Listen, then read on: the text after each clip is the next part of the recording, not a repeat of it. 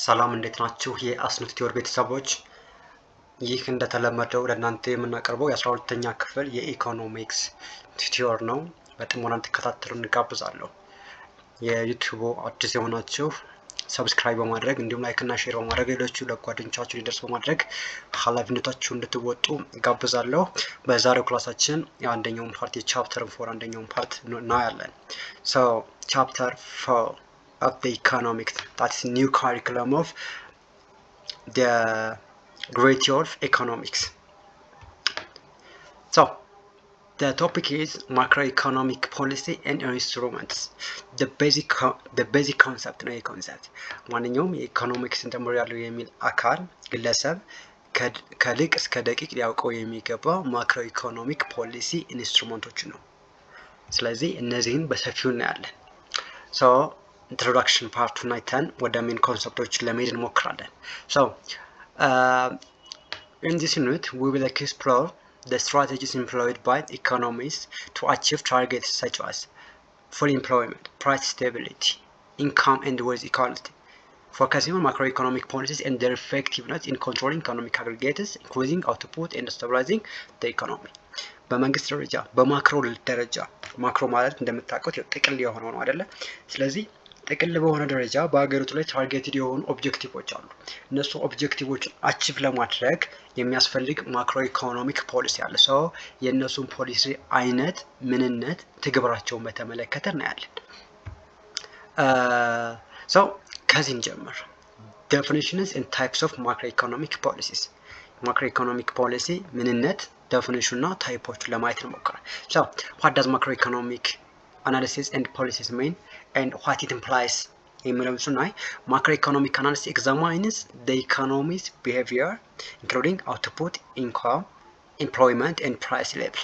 Macroeconomic at the aggregate level ነው የምናየው ብለናል። ስለዚህ የአንድ ባውንደሪ ኔሽን ብናይ ለምሳሌ ኢትዮጵያን ብናይ የኢትዮጵያን ኢኮኖሚ ቢሄቪየር just ምን አይነት ኢኮኖሚክ ኢምፕሊኬሽን አላት ሀገሪቱ፣ አውትፑት ሌቭሏ እንዴት ነው፣ how about the income distributions on the people, what that they የኤምፕሎይመንት ሌቭሉ እንዴት ነው፣ what about the price levels of the country? እነዚህ የሚሉት ነገሮች የምናያቸው በማክሮ ሌቭል ነው።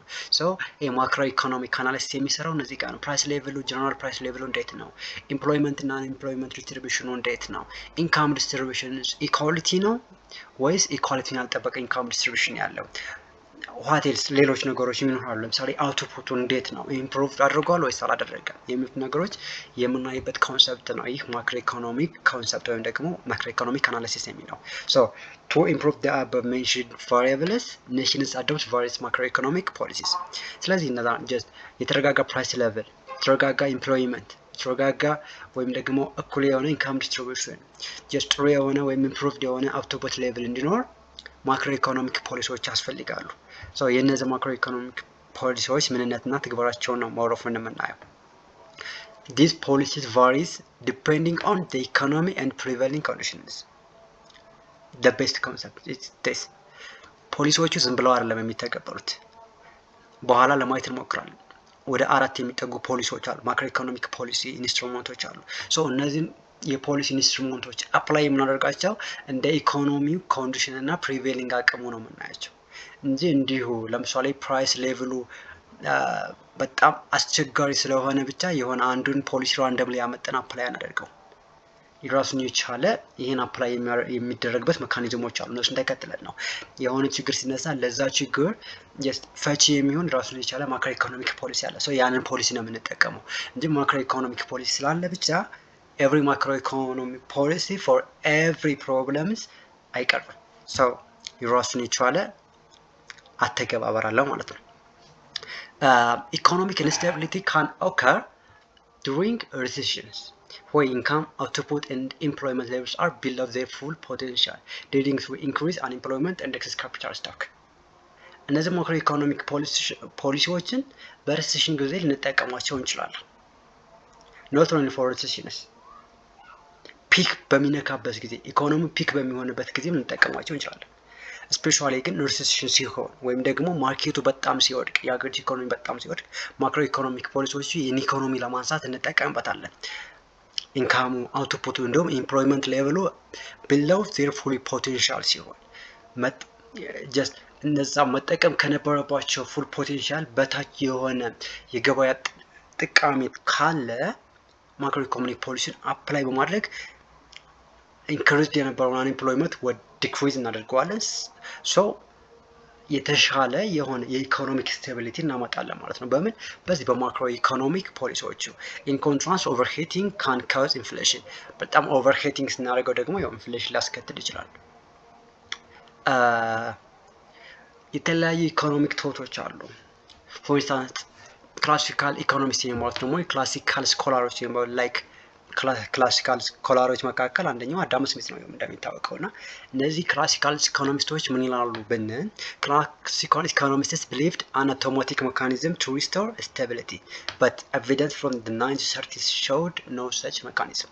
እነዚህ ክላሲካል ኢኮኖሚስቶች ምንድነው የሚለው ገበያው በራሱን የቻለ ራሱን በራሱ ሰስቴን ማድረግ ይችላል there will be automatic mechanism to restore stability ብለው ያምናሉ። ያማለት ለምሳሌ ገበያው ላይ በጣም ሃይ የሆነ ሳፕላይ ቢኖር ሃይ የሆነ ዲማንድ ሊፈጠር ስለሚችል በዛ ምክንያት ገበያው ሊረጋጋ ይችላል የሚል እምነት አላቸው። ስለዚህ አውቶማቲክ ሜካኒዝም አለ ብለው የሚያስቡት ናቸው። ነገር ግን 1930 እንደምታውቁት ግሬት ዲፕሬሽን ነበር አይደል?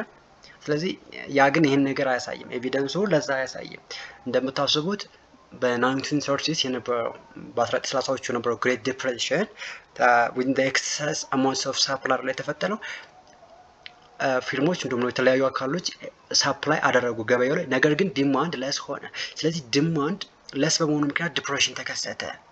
ሶ የክላሲካል ኢኮኖሚስቶች ቶት ይሄን የ1930ዎቹን ግሬት ዲፕሬሽን ጀስት ምንድነው ሶልቭ ማድረግ አልቻለም። ስለዚህ ወደቁ ማለት ነው። ኦልሬዲ ቲንካቸው ወደቀ። ነገር ግን የነሱን ቶት ጀስት ኢግኖር የሚያደርግ የነሱን ክሪቲሳይዝ የሚያደርግ ይሄን ሐሳባቸውን ኪንስ መጣ። ሶ ኪንዚያን አርጊውመንት ምን ይላል?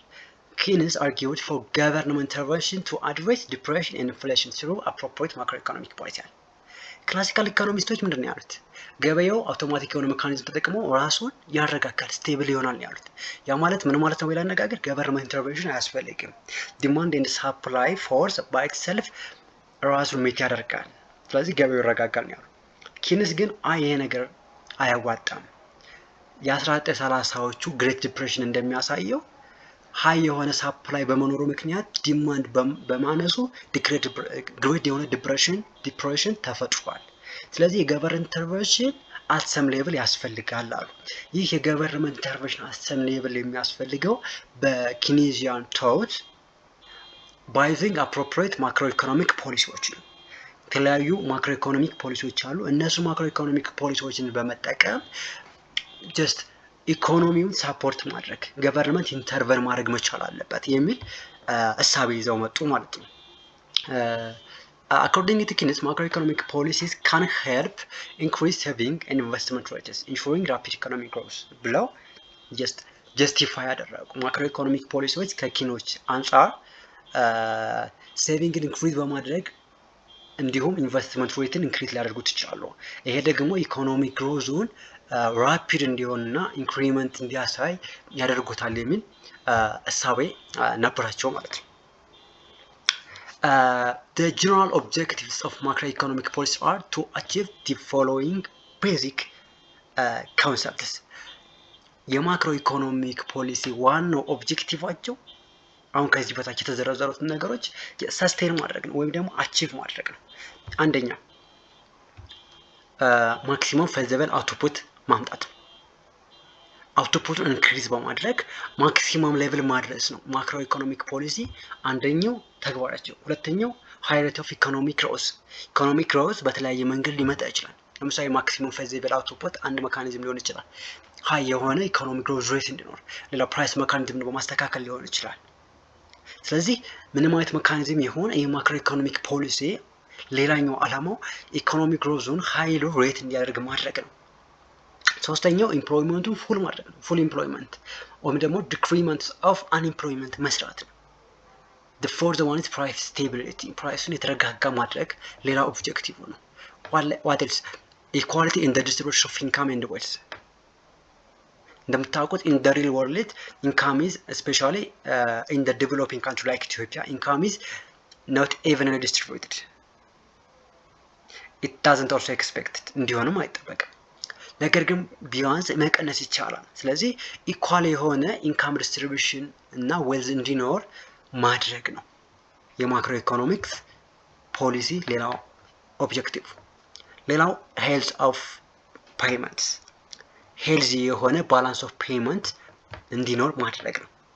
so to achieve these objectives different types of macroeconomic policies like fiscal policy የሚባላሉ በኋላ ነው ያለን monetary policy income policy and foreign exchange policy are adopted እነዚህ የገለጹ የዘረዘርኳቸው አራቱ ፖሊሲዎች that's fiscal policy monetary policy income policy and foreign exchange policies are the four mechanisms of the four macroeconomic policies which are adopted so as to attain the aforementioned macroeconomic policy objectives ማለት ነው so የመጀመሪያውን በዚህ ክላሳችን ነው fiscal policy እንዲሁ ሰምታችሁ ሊሆን ይችላል what the fiscal policy mean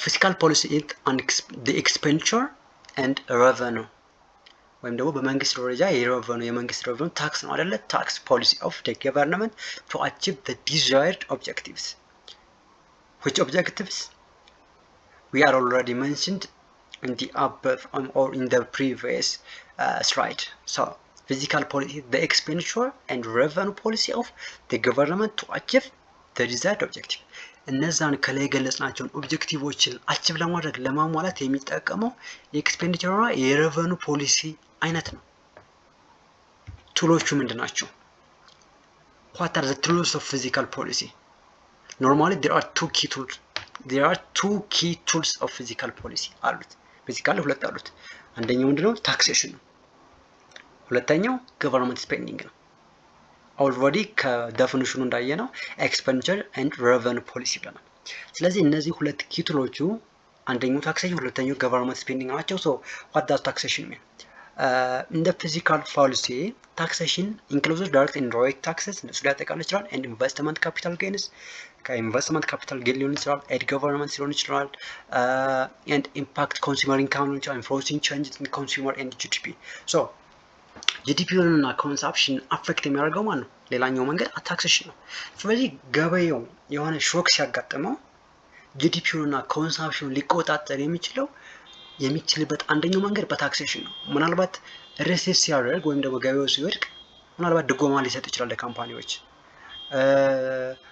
ወይም ደግሞ ጀስት ታክስ ሊጥል ይችላል ታክስ ሊቀንስ ይችላል just እንደዚህ አይነት ነገሮችን ኮንሰምፕሽንን ለመጨመር ወይም ለመቀነስ ታክስ ሊጨምር ይችላል ሊቀንስ ይችላል ስለዚህ ይሄ ሜካኒዝም የሚጠቀመው ከፊዚካል ፖሊሲ ውስጥ ነው የሚካተተው ሌላኛው ገቨርንመንት ስፔንዲንግ ነው ገቨርንመንት ስፔንዲንግም በተመሳሳይ ነው which includes welfare programs salaries subsidies and infrastructure if the fiscal policy tool that can raise or lower real GDP rise or lower ሊያደርግ የሚችሉ just እንደ ኢንፍራስትራክቸር አይነቶች እንደ ደሞዝ አይነቶች እንደም ዌልፌር ፕሮግራም ሰብሲዲ አይነት ነገሮችን ገቨርንመንት ስፔንድ በማድረግ ነው ሪል ጂዲፒ either lower or raise ማድረግ የሚችል ለምሳሌ ሪል ጂዲፒ ወድቆ ቢሆን just ኢንፍራስትራክቸሮችን ፋሲሊቴት ማለት የተሻለ ኢንፍራስትራክቸሮችን በመስራት ልክ እንደዚህ አይነት ነገሮች በማጠናከር ሪል ጂዲፒውን ሊያነሳው ይችላል ፕላስ ገበያው ከወደቀ ሰዎቹ ከገበያ የሚመጡ ከሆነ ሳላሪው ላይ ኢፌክት ሊያደርግ ይችላል ማርባ ሳላሪ ሊጨምር ይችላል ሳላሪ በመጨመሩ ምክንያት ደግሞ የራሱን የቻለ ኢፌክት ካለው ለምሳሌ ኢንፍሌሽን የሚመጣ ከሆነ ሳላሪ ሊቀንስ ይችላል ለካምፓኒዎቹ በተመሳሳይ just የገበያውን ሁኔታ ካምፓኒዎች ገበያው ላይ ያላቸውን ተጽዕኖ አይቶ ድጎማ ሊሰጥ ይችላል ድጎማ ሊነሳ ይችላል ያን እነዛ ነገሮች ላይ ሰስቴን የማያደርጉት አካላት ደግሞ ምናልባት ዌልፌር ፕሮግራም ሊያዘጋጅላቸው ይችላል በማድረግ ገቨርንመንት ከራሱ አካውንት አውጥቶ ስፔንድ በማድረግ ስለዚህ እነዚህ ሁለት ነገሮችን መጠቀሙ ከፊዚካል ፖሊሲ ነው የሚመደቡት so generally ፊዚካል ፖሊሲ ማለት ታክሴሽን እና ገቨርንመንት ስፔንዲንግን አፕላይ በማድረግ ገበያውን እንዲረጋጋ ማድረግና ዲዛይርድ የሆኑ ከላይ ጠቀስናቸውን ኦብጀክቲቮች ማሳካት መቻል ነው ኦኬ government spending or government expenditure ብለን ገለጽ ነው። አራት የሆኑ ሜጀር ኮምፖነንቶች አሉት። government spending or expenditure has 4 major components. The first one is government spending. Government spending ከላይ እንደነገርኳችሁ government spending encompasses final goods and services including just salary, military upon purchases, investment expenditures for public servants in the military.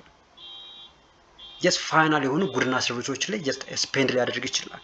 ለምሳሌ ሳላሪ ጋር spend ሊያደርግ ይችላል። ሚሊታሪ upon purchase ለማድረግ ጦር መሳሪያ ለመግዛት፣ ኢንቨስትመንት ጋር መንግስት የራሱን የቻለ የራሱ ኢንቨስትመንት አለው። እዛ ጋር ኢንቨስት ሊያደርግ ይችላል። just የሆነ ፐብሊክ የሆኑ ነገሮች ላይ የህዝብ ሀብቶች ላይ ኢንቨስት ያደርጋል። ሶ እነዛ ጋር ስፔንድ በማድረግ እነዛን ከላይ ጠቀስናቸውን ኦብጀክቲቮችን ሊያሟላ ይችላል። ሁለተኛው ትራንስፈር ፔመንት ነው። ከገቨርንመንት ስፔንዲንግ ወይም ኤክስፔንዲቸር ውስጥ የሚመደበው ትራንስፈር ፔመንት ነው።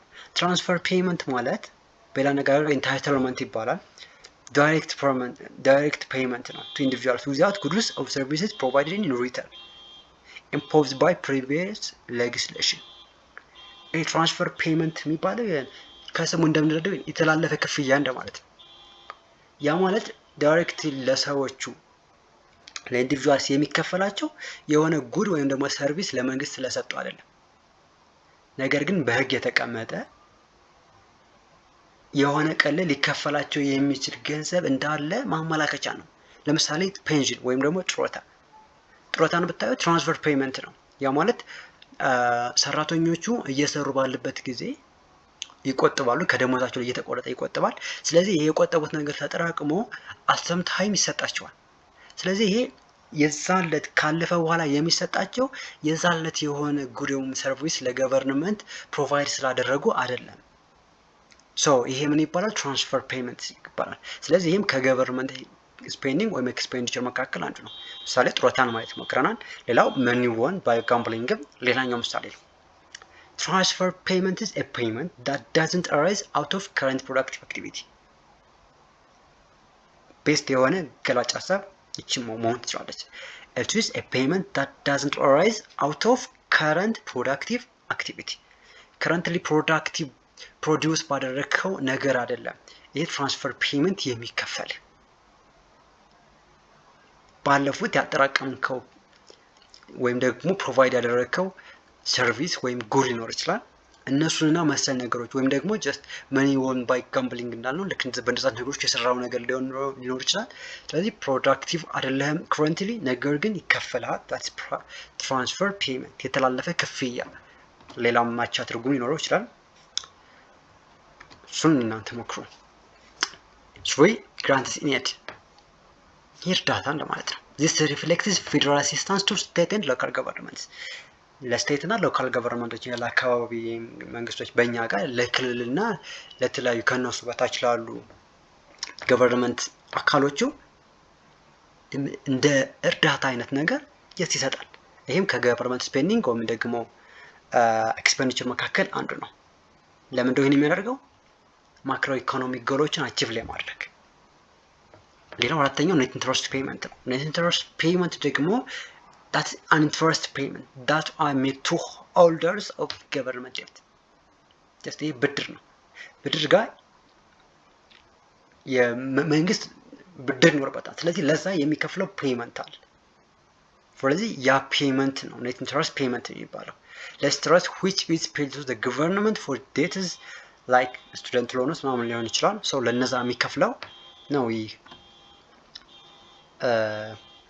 ተብሎ የሚጠራው ማለት ነው። so ከላይ the four major components of government spending or expenditure አይተናል። now let us see the four major components of tax revenue or by self taxes የሚሉትን ነው። አንደኛው ፐርሰናል ታክስ ነው። ከታክስ አይነቶች አራት ኮምፖነንቶች ውስጥ አንደኛው ታክስ revenue personal tax ነው። Personal taxes are composed of income taxes and property tax and are major sources of total government revenue. በእያንዳንዱ ግለሰብ ላይ በሚያገኘው መጠን የሚጠየቀው የታክስ አይነት ነው። ፐርሰናል ኢንካም ታክስ ይባላል። አንድ ሰው ደሞዝ በማግኘቱ ብቻ ምክንያት የሚከፍለው ክፍያ አለ። that's personal income tax። የሆነ አካል የሆነ ስራ በመስራቱ የሚከፍለው ከገቢው ላይ የሚከፍለው አለ ታክስ ፐርሰናል ኢንካም ታክስ። ስለዚህ የገቨርንመንት ሜጀር ሬቨኒው የፐርሰናል ኢንካም ታክስ ነው። ስለዚህ ግለሰቦች ላይ የሚጣለው ክፍያ ነው ወይም ደግሞ ታክስ ነው ፐርሰናል ታክስ የሚባለው። ሌላው ኮንትሪቢዩሽንስ ፎር ሶሻል ኢንሹራንስ ኦር ፕራይመሪሊ ሶሻል ሴኩሪቲ ታክስ። ሶሻል ሴኩሪቲ ታክስ ደግሞ የሚባለው አለ። ይሄ ኮንትሪቢዩሽንስ ፎር ሶሻል ኢንሹራንስ ነው። ለምሳሌ ለዋስትና የምትከፍሉት ክፍያ አለ እንደ ታክስ ብሎት ለእሱ የምትከፍሉት ክፍያ ነው ሶሻል ሴኩሪቲ ታክስ የሚባለው። which are assessed as a fixed percentage of your workers wages up to a fixed shilling or cap። ለምሳሌ ይሄ ጡረታው ቋሚ የሆነ የምትከፍሉት ከደሞዛችሁ ላይ በሆነ ፐርሰንቴጅ የሚከፈል ጡረታ አለ። ስለዚህ ያ ሶሻል ሴኩሪቲ ታክስ ወደፊት ሌላ የሆነ ያለመኖር ችግር እንዳያጋጥመኝ ለዛ ሴኩሪቲ የሆነኝ ዘንድ መኒ ሴኩሪቲ ይባላል። በቃ የገንዘብ ደህንነት እንዲኖረኝ የሚያስችል ቁጠባ ነው። ስለዚህ ይህ ቁጠባ በታክስ መልኩ ይነሳል። ስለዚህ የሚባለው ሶሻል ሴኩሪቲ ታክስ ይባላል። ሶስተኛው ታክስ ኦን ፕሮዳክሽን ኤንድ ኢምፖርትስ፣ በማምረትና ኢምፖርት በማድረግ ላይ የሚጣል ታክስ አለ። ስለዚህ ምናልባት ሴልስ ታክስ ሊሆን ይችላል፣ ኤክሳይዝ ታክስ ሊሆን ይችላል፣ ታሪፍ ሊሆን ይችላል። ስለዚህ በእነሱ ጋር የሚጣለው ታክስም ሌላ ሜጀር ኮምፖነንት ኦፍ ታክስስ ነው። ያለው ሶ ክሉስ ታክስስ ኦን ኢምፖርትድ ጉድስ ነው ገስ ታሪፍ በኢምፖርትድ ጉድስ የሚጣለው ማለት ነው ታሪፍ ማለት ነው። አራተኛው ኮርፖሬት ታክስስ ነው። ኮርፖሬት ታክስ ማለት ካምፓኒዎች እንደ ካምፓኒ ዲቪደንድ ከመደረጉ በፊት ወይም ደግሞ ካምፓኒ ፕሮፊት ጀነሬት አድርገው ፕሮፊቱን ከመከፋፈላቸው በፊት ግለሰቦቹ የሚከፍሉት ታክስ አለ። ስለዚህ ያ ታክስ ነው ኮርፖሬት ታክስ የሚባለው። ኦር ፕራይመሪ ታክስስ ኦን ዘ ፕሮፊት ኦፍ ቢዝነስ፣ በቢዝነሶች ላይ የሚጣልባቸው ታክስ ነው ኮርፖሬት ታክስ የሚባለው። ሶ ቤዚካሊ እነዚህ አራቶች ፐርሰናል ታክስ፣ ሶሻል ሴኩሪቲ ታክስ፣ ታክስ ኦን ፕሮዳክሽን ኤንድ ኢምፖርት ጉድስ፣ ኮርፖሬት ታክስ የሚባሉት ሜጀር ኮምፖነንትስ ኦፍ ታክስ ሬቨኒው ናቸው። ግራንት ኢን ኤድም እነዚህ ጋር ይካተታል። ግራንት ኢን ኤድ ኦር ዘ ፌደራል አሲስታንስ ቱ ስቴት ኤንድ ሎካል ገቨርንመንትስ ኤንድ ኦር ሬቨኒው ፍሮም ዘም ዋት ዊ አር ስፔንዲንግ ፎር ዘ ፌደራል ገቨርንመንት፣ ይሄም መካተት ይችላል። ሌላስ ታይፕስ ኦፍ ፊዚካል ፖሊሲ፣ የፊዚካል ፖሊሲ ታይፖችን ስናይ ፊዚካል ፖሊሲ ካን ቢ ኦፍ ቱ ታይፕስ ኤክስፓንሽናሪ ኦር ኮንትራክሽናሪ ዲፔንዲንግ አፖን ዘ ፕሪቬሊንግ ኢኮኖሚክ ኮንዲሽን። አይዘር ኤክስፓንድ በማድረግ ሊሆን ይችላል ኦር ኮንትራክት በማድረግ እነዛን ማክሮ ኢኮኖሚክ ኦብጀክቲቮችን እናሳካ እንችላለን። ስለዚህ እንደ ኢኮኖሚክ ኮንዲሽን ነው የምንጠቀመው ማለት ነው። ሰው ኤክስፓንሽናሪ ፊዚካል ፖሊሲ የሚለውን ስናይ economic depression occurs when aggregate demand falls short of full employment output, leading to overproduction. Unemployment decreased prices and incomes. Government adopt expansionary fiscal policies to increase demand. Expansionary fiscal policy just apply የሚደረገው just economic condition ይወስነዋል ብለን አይደለ ፖሊሲዎችን የምንመርጥበት።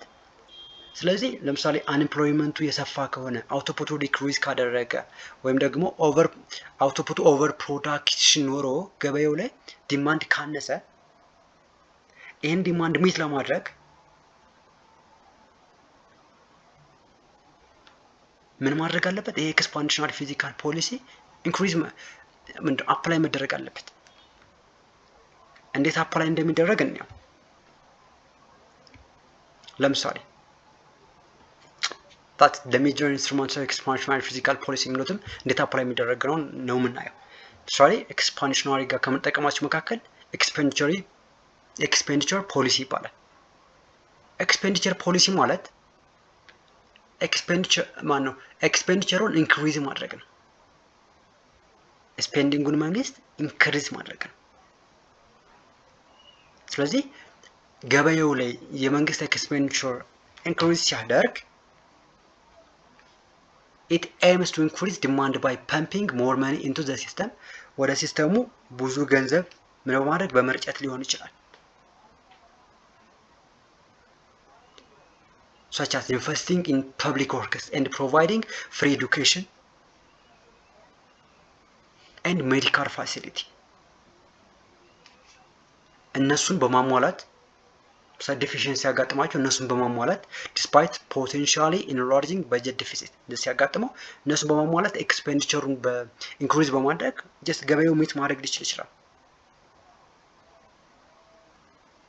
so ሁለተኛው ደግሞ revenue policy ነው። revenue ፖሊሲ ወይም ደግሞ ታክስ ፖሊሲ ነው። ስለዚህ ኤክስፓንድ የምታደርገው ገበያው ላይ ጀስት ብዙ ገንዘብ እንዲኖራቸውና ዲማንድ እንዲጨምር የሚያደርገው ታክሱን ሬዲዩስ በማድረግ ነው። ምን ማለት ነው? ታክሱን ሬዲዩስ ስታደርጉ ፐርሰናል ኢንካም ጋር ወይም ደግሞ ዲስፖዛል ኢንካማቸው ኢንክሪዝ ያደርጋል። ዲስፖዛል ኢንካም ኢንክሪዝ ካደረገ ደግሞ ሰዎች የመግዛት ፍላጎታቸው ወይም ደግሞ ዲማንዳቸው ይጨምራል።